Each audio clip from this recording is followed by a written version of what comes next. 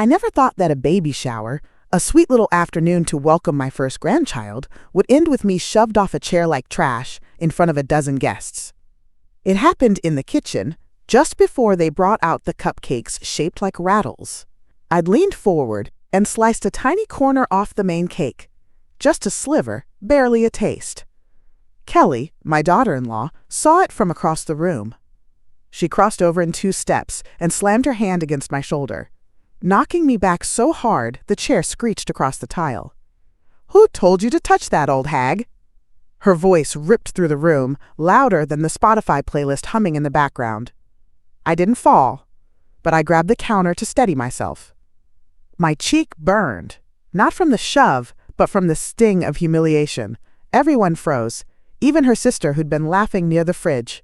Aaron, my only child, stared blankly at a magnet shaped like a pineapple, eyes fixed like it was an escape hatch. He didn't speak, didn't even flinch, just stood there, arms limp, while I clamped down on the inside of my cheek to keep from crying. The baby gift registry list fluttered to the floor beside me. I bent to pick it up because I needed something to do with my hands. Kelly had already turned away, launching into some chipper monologue about diapers and brand loyalty, like she hadn't just assaulted her husband's mother. I folded the registry page and slid it into my purse. Not because I cared about the gifts, because I needed to remember this. I'd brought a slow cooker as a gift, wrapped it that morning with aching fingers. I'd chosen yellow paper with ducks on it, even tied a little bow with a pipe cleaner I found in the junk drawer. Nobody had opened it yet.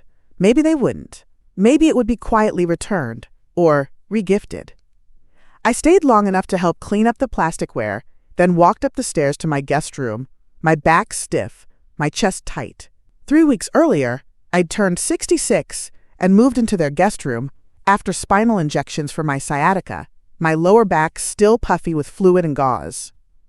I told myself this would be short, a month, maybe 2, until my Social Security disability resumed. The checks had paused for a reevaluation, something about my last employer not submitting the right form. Until then, I was living on a $542 pension and a grocery store gift card Joyce gave me after I cried in her driveway. Aaron had helped carry my bags up the stairs, set a pillow under my knees like when he was a boy and used to tuck his stuffed raccoon under mine. "Stay as long as you need," he'd said. He even cleared space in the closet. I folded my things small, careful not to wrinkle their linens. I didn't want to seem ungrateful. I vacuumed when I could stand, folded laundry when my hands weren't trembling. Kelly didn't say much at first. Just a glance here and there, a sigh when I left the light on too long. But it was better than my apartment. 4 flights up, no elevator, and a landlord who never fixed the heat. I told myself this was family. Temporary, warm, helpful. I had made sacrifices for them. I could make this work. Still, the room didn't feel like mine. They left the crib box against the wall, unopened, like a hint. Kelly's maternity clothes were hung beside my cardigans. There were no drawer handles, just painter's tape where knobs used to be. At night, I could hear them whisper behind the bedroom wall, muffled tones and short laughs, while I lay on the twin mattress, trying not to shift too loudly.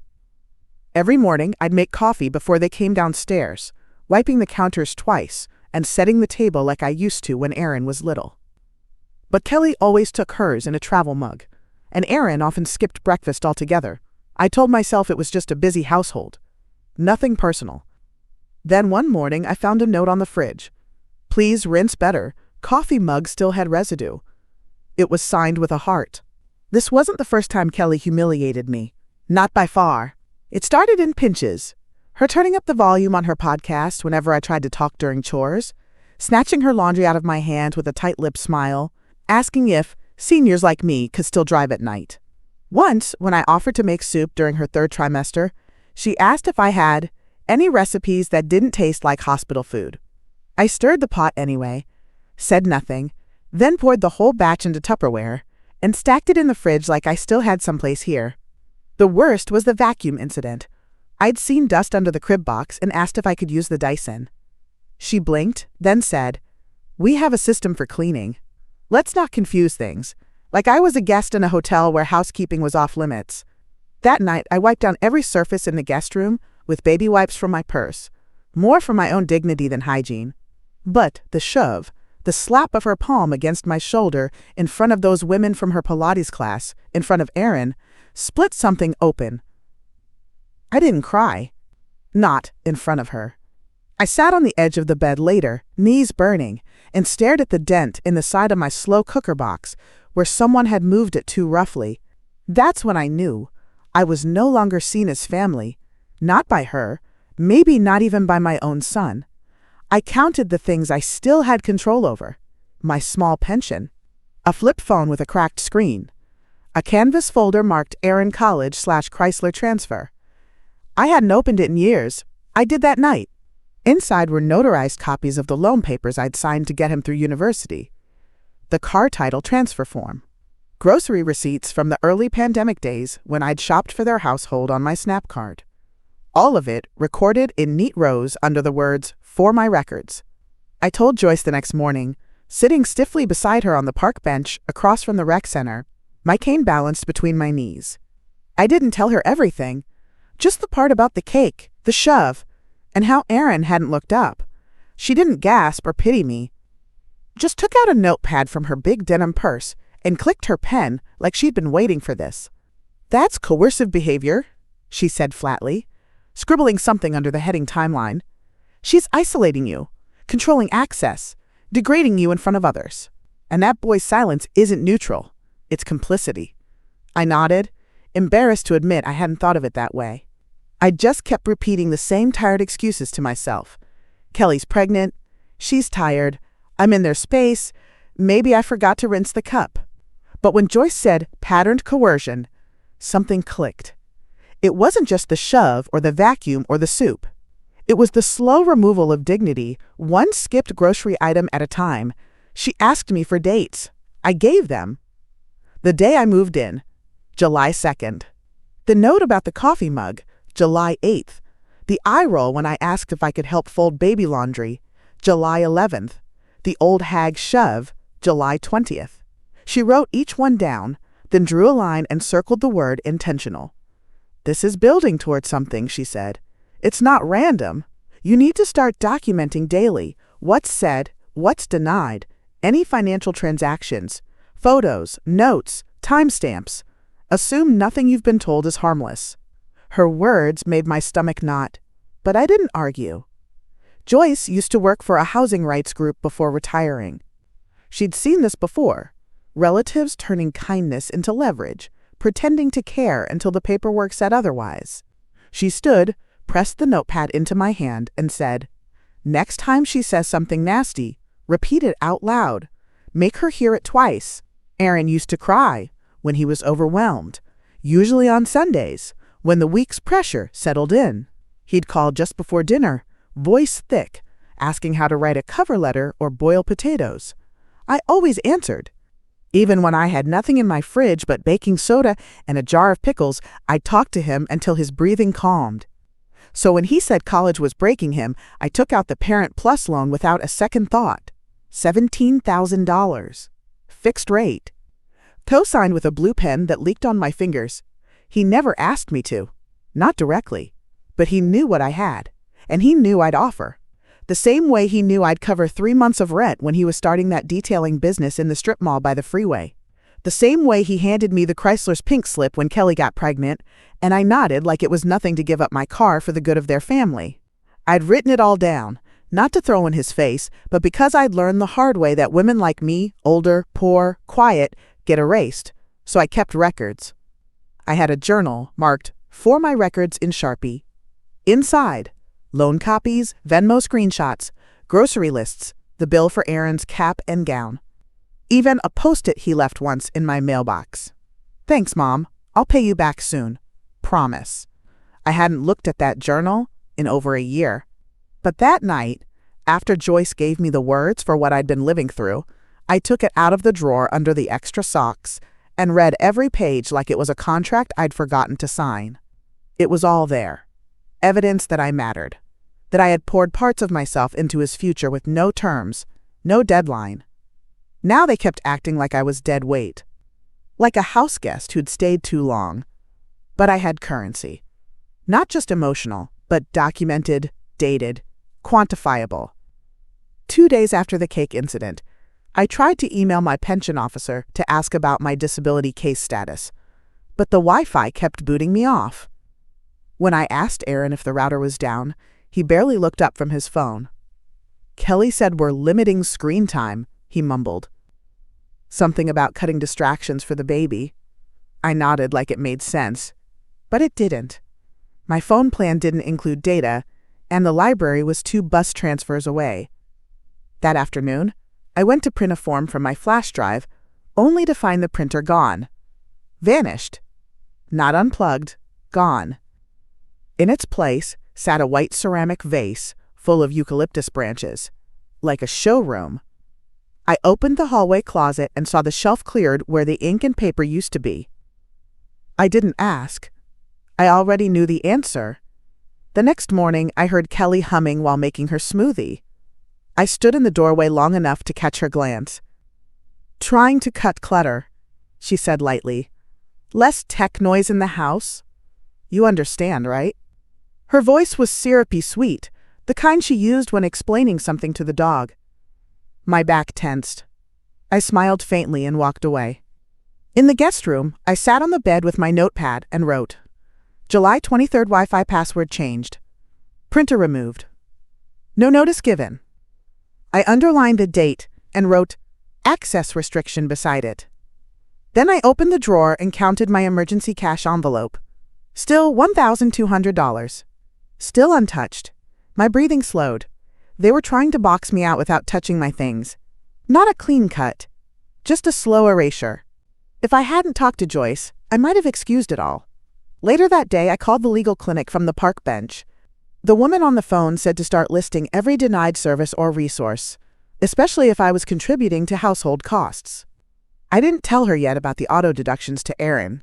I was saving that, but I did write it in the ledger that night, along with the line, "If they're building a case to push me out, I'm going to start building one to stay." By the following Tuesday, my dinner plate disappeared. The grocery bags came in light: bananas, oat milk, chicken breast, but no canned soup, no crackers, none of the basics I usually ate. I waited until they unpacked everything, then checked the pantry. My shelf had been emptied, not rearranged. Emptied. When I asked Kelly if there'd been a mix-up, she smiled so brightly it almost looked real. "Oh, we're tightening the food budget. You understand, don't you? Things are expensive with the baby coming." That night, they made chicken stir-fry. Aaron handed Kelly her plate, then made his. I stood at the end of the counter, waiting. Nothing. No plate, no fork, no glance. I didn't say anything. I didn't want to beg for dinner in a house I'd bought groceries for. I poured a glass of water, went upstairs, and ate a granola bar I had tucked in the nightstand from the week before.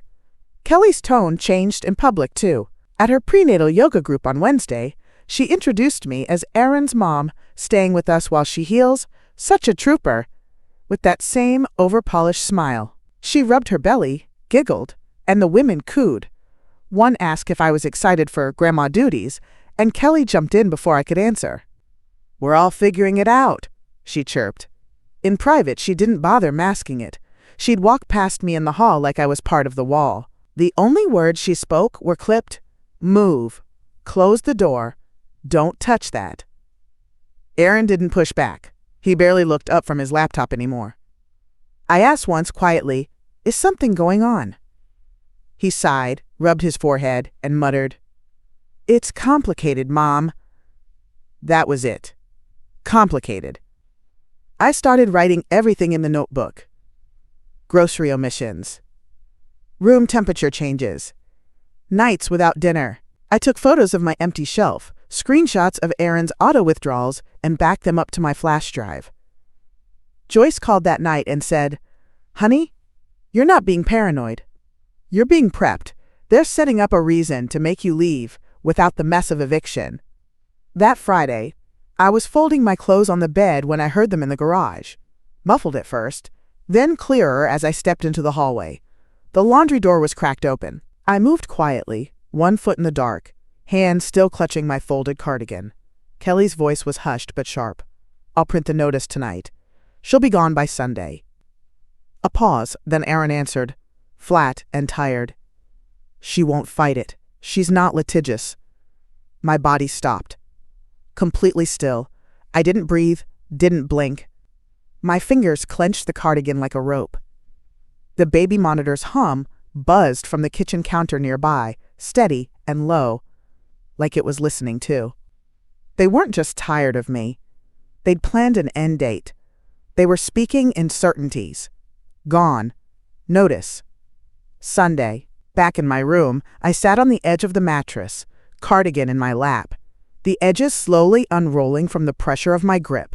I looked around the small space. My shoe insert under the bed, the folder marked for my records, the flash drive taped inside the lamp base. All of it said, I've been here.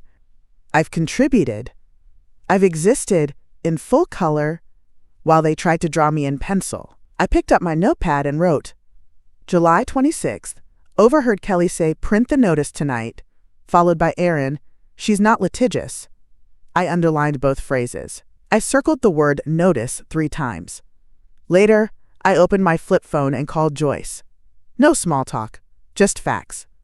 They're preparing to evict me this weekend. Her breath caught, then she snapped back into motion. Start compiling documents with dates, financials, proof of informal tenancy. Don't touch their printer. I'll be by tomorrow with my scanner. We do this clean. I didn't sleep much that night.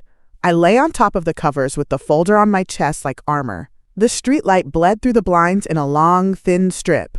I wasn't afraid. I was something else now, alert, calculating. That night at dinner, Kelly moved with theatrical ease, setting the table like we were filming a commercial. She hummed something tuneless while plating the food, salmon for her, tofu for Aaron, and then turned to me with a bright grin. So, she announced, smoothing her top over her belly, we've decided to repurpose the guest room for the nursery. She said it like a ribbon cutting. Movers are coming Monday. Just a heads up. Aaron didn't look up. He kept cutting his tofu into identical squares, chewing slowly. I glanced at him, waiting for even the smallest flicker of guilt. Nothing. I nodded once, wiped my mouth, and stood up. Excuse me, I said quietly, carrying my untouched plate to the sink. No one stopped me. In the hallway, I walked straight to the garage. I kept a copy of their house key on my ring, the one Aaron gave me when I first moved in, just in case. The garage was warm, a little sour with the smell of paint cans and insulation. I flicked on the overhead light, listened for footsteps. Silence. In the far corner, under a tarp and behind the holiday boxes, sat the locked file cabinet. I'd noticed it weeks ago when looking for a flashlight. What they didn't know, or had forgotten, was that it came from my old apartment. Aaron had hauled it here himself when I downsized, and I still had the key. I slid it in, turned. The lock clicked. Inside were manila folders, some labeled in Kelly's handwriting, taxes, medical, HOA, mortgage. I scanned quickly and pulled the mortgage folder. In the middle, stapled behind escrow records, I found it.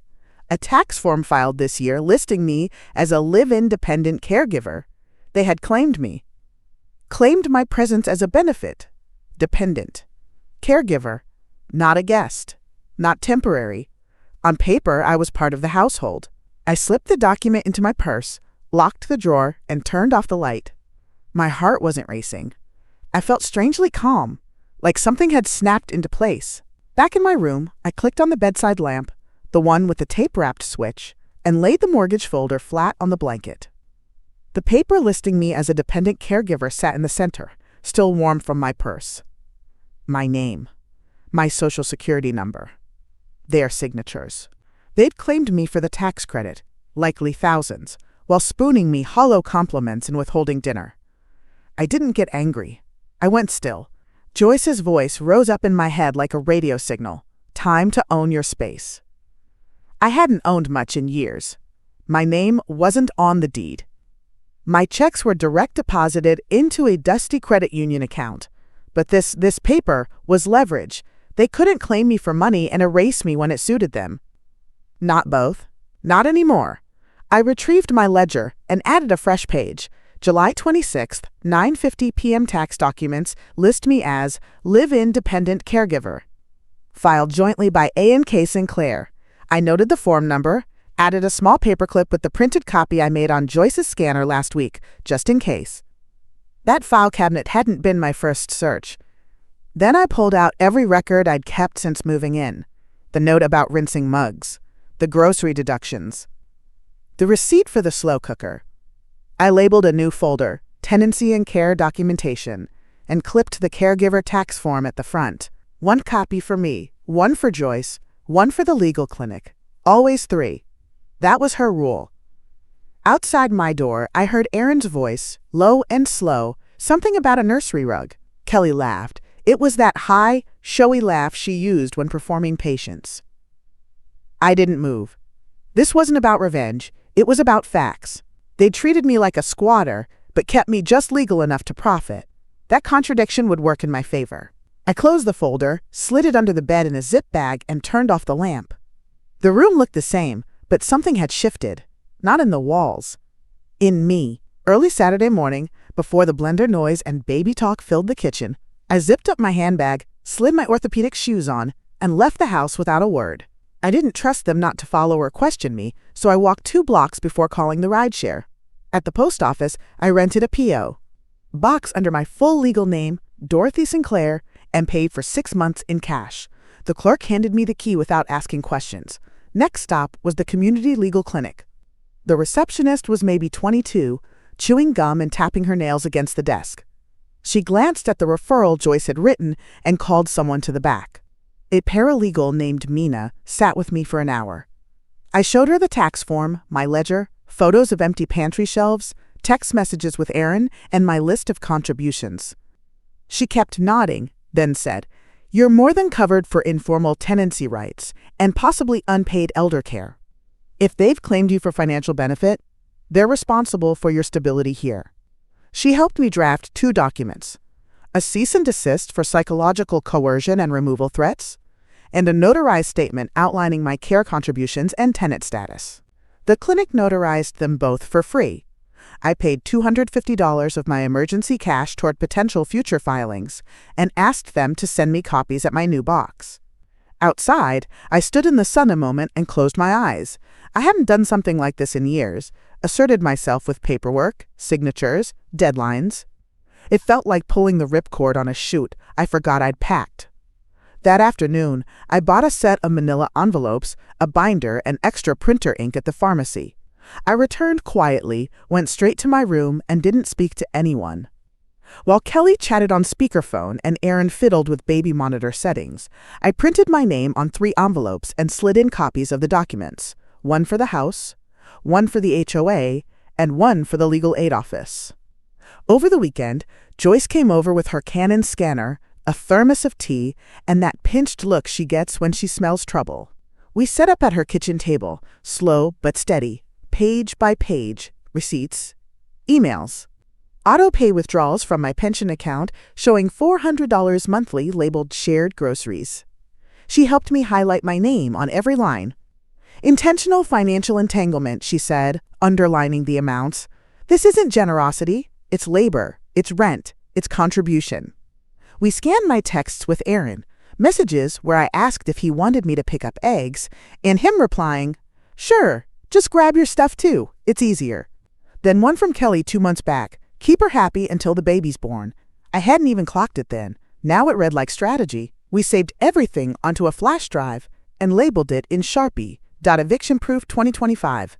I tucked the drive into my spare shoe insert in my closet. Joyce made 2 encrypted backups, one on her laptop, one in cloud storage her son set up. "He called it Red Folder," she said, smirking. "Said it's what they name things when they go nuclear." We printed 3 sets of everything and filed them into color-coded binders. I chose red, navy, and black. Easy to grab, hard to miss. Joyce insisted on adding plastic sleeves. No bending, no smudges. They take you more seriously when your papers don't look like mail. Around 3 p.m., she got quiet, just flipping through the binder. "You've already done the work," she said. "They just didn't expect you to know how to name it." She looked at me then. Really looked. I didn't smile. I just nodded. That night, back in my room, I hid the red binder under my laundry basket and taped a second copy of the cease and desist letter inside the closet wall with clear packing tape. If Kelly went rifling through things before Monday, I wanted her to see it. Sunday evening, just after the dishes were done and Kelly started her weekly belly photo ritual, same mirror, same lighting, I sat at the dining table with Joyce and her son Devin. He brought his laptop, 2 portable drives, and a stack of labels. Kelly was upstairs. Aaron was putting together a bassinet they'd ordered with expedited shipping. I could hear the drill whining every few seconds. We worked fast, quiet. Joyce sorted papers. I triple-checked addresses. Devin uploaded every document to a password-protected folder labeled .evictionproof 2025, just like the flash drive. He showed me how to access it from the senior center desktop, step by step, in case I lost everything else. Cloud storage doesn't flinch when someone yells, he said, almost kindly. We printed 3 full envelope sets. One labeled Household Copy, D. Sinclair with bold black marker. One marked HOA, Urgent in red pen. One for the legal clinic, sealed with a printed cover sheet, my P.O. box listed in the return address field. Joyce added 1 more page to the household copy, a summary sheet titled Record of Care and Contributions. She insisted, "You never walk in empty-handed. Even when you're walking out." We sat in silence for a moment when it was done, the printer still warm, the envelopes neat and stacked like ammunition. My name was on every document. D. Sinclair. No titles, no qualifiers, not mom, not guest, not caregiver, just mine. I offered Joyce some ginger candy from my nightstand drawer before she left. She patted my arm instead and said, "Remember, they don't get to narrate your role anymore." After they were gone, I tucked the HOA and legal aid envelopes into my tote bag for mailing the next day. The house copy, I held that one in my lap a long time. Then I slid it under my bed, right next to my suitcase, zipper already open, just in case. Upstairs, Kelly laughed loudly at something. I didn't flinch. I just wrote 1 line in my notebook. July 28th delivery set ready. Redundant storage complete. I have my version of the story now. At 6 p.m. sharp on Monday, while the house was still empty and the baby monitor sat blinking on the counter, I placed the manila envelope marked Formal Notice and Records, D. Sinclair, on the kitchen table. I set it neatly beside a stack of folded onesies, little giraffes, ducks, and green triangles, and added a post-it in blue ink. I've informed the HOA and legal clinic. I'll collect the rest of my belongings Friday with my caseworker. No drama, no flourish, just facts.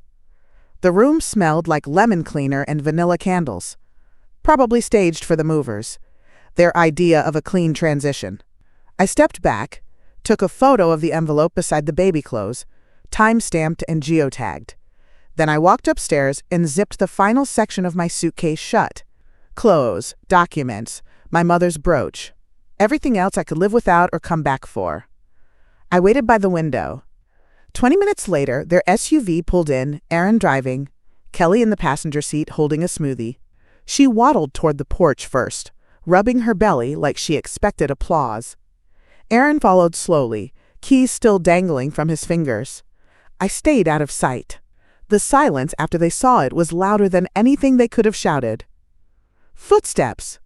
A drawer slammed. The envelope rustled. Then came the scrape of Aaron's chair being pulled out fast. I opened my door before they could come banging. They didn't knock anyway. They stormed in. Kelly's voice cracked first. "You're manipulating the system. This isn't how family handles things." She gripped the envelope like it was diseased. Aaron hovered behind her, eyes wide but blank. "Who told you to do this?" he asked. Not even angry, just stunned. I stood straight and steady. "You have until Friday to arrange legal counsel if needed. I'll be out by then, with a board representative present. Any attempt to remove or alter my belongings before that will be documented." Kelly opened her mouth, but nothing came out. I didn't need to stay for the fallout. I walked past them, calm, and closed my door. Then I opened my notepad and wrote, "Notice served. Confirmed receipt. No denial issued." That night, I heard them pacing. Doors opened and closed. The toilet flushed 3 times in 1 hour. No yelling. Just pressure moving through walls. Around 10 p.m., Aaron knocked once and let himself in without waiting. He didn't look angry. He looked like a child trying to fix something with tape and hope. "We didn't mean for it to go this way," he said. "You should have just talked to us." His arms were crossed, jaw clenched like he was holding back some half-scripted apology. I stayed seated, hands folded on the red binder in my lap. "You filed me as a caregiver for tax credit. You deducted from my pension. You cut the Wi-Fi, the printer, the food." I tried talking. "You called it complicated." Kelly pushed past him, holding her phone, already recording. "I want it noted," she said, "that you're threatening our family during a high-risk pregnancy. We've made space for you. You chose conflict." I raised my voice just enough to be heard on the recording. "I've issued no threats. I've documented tenancy and care contributions. Legal oversight has been notified.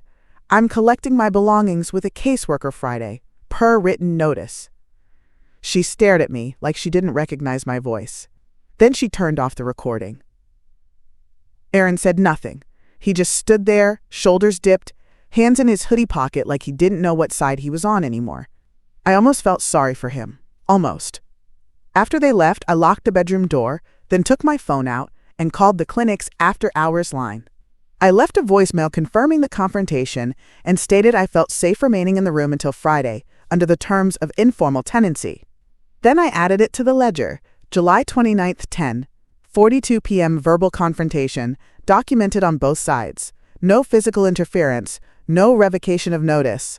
Friday morning at 11 a.m. sharp, I stood at the curb as Joyce's minivan rolled up with the back seats folded down. She stepped out in her church flats, clipboard in hand, flanked by two senior advocates from the Elder Tenant Board. Behind them, a city van pulled up with my assigned caseworker, Talia, a brisk woman with a buzz cut and a body like a linebacker. She shook my hand and said, "Let's keep this tidy." Kelly stood in the doorway in a robe and eyeliner, arms crossed like she'd just been served cold toast. She didn't speak. Aaron leaned in the hallway, eyes low, mouth tight. I didn't acknowledge either of them. I focused on the checklist in Joyce's hands. Suitcase, red binder, shoe insert with flash drive, laundry basket with backup files, the slow cooker, still unopened, still mine. Inside, the board representative asked for a walkthrough before anything was touched. He carried a small camcorder and recorded each corner of the room. Talia followed him, noting conditions and inventory. Joyce whispered, "They can't block us without triggering enforcement." I nodded and moved with purpose, my steps slow but firm. We packed in 20 minutes. I didn't take the blanket Kelly had tossed on the bed, or the mug labeled "World's Okayest Grandma," but I did take the notepad, the legal envelope from the fridge, and the tax copy from under the lamp base. Everything else was replaceable. Out front, the neighbor across the street, Mrs. Lyle, stood on her porch, arms folded, watching. She nodded once when our eyes met. Whether in judgment or solidarity, I didn't care. Aaron came out as we loaded the last box. "You didn't have to do all this," he mumbled. I didn't respond. There wasn't a single word I owed him that wasn't already stamped and signed. We drove off with the windows down. I didn't look back. I wrote one line in my notepad as we passed the post office. August 2nd departure completed. Witnessed and logged. No resistance. In the quiet community room of the Transitional Housing Center, the board advocate set his briefcase on the coffee table and pulled out a single sheet of paper. We'd gathered in the intake office, a folding chair for me, two for the advocates, one for Talia, who stood leaning by the window. The air was cool, dry, no one rushed. He read aloud, voice clear and unshaken. As of August 2nd, the tenant known as Dorothy Sinclair is recognized under informal tenancy protections with documented financial and caregiving contributions. Any verbal or written threats of eviction made prior to this date are void under elder housing protections and community standards. I sat still, hands in my lap, watching every word land like a stone in water. Kelly's smug voice, the baby talk, the slammed drawers, they all faded under the clean rhythm of legal phrasing. Talia handed me a copy and said, "This keeps them off your back. If they try anything else, we escalate." Then I passed over the flash drive, red-labeled, exact files as discussed. Joyce had triple-checked the contents the night before. The advocate slid it into a padded envelope, initialed the seal, and added it to their binder. "It's all here," he said. "Every receipt, every deduction, every insult with a timestamp." I didn't cry. I didn't smile. I nodded once. That was enough. As we packed up, I took a copy of the letter and slipped it into the front of my binder. Then I wrote the final entry for that page. August 2nd protections confirmed. Case documented. Witnessed by board and caseworker. Status, resolved. My name was on it. In ink. Not scribbled at the bottom. Not added in the margins. Centered. Fixed.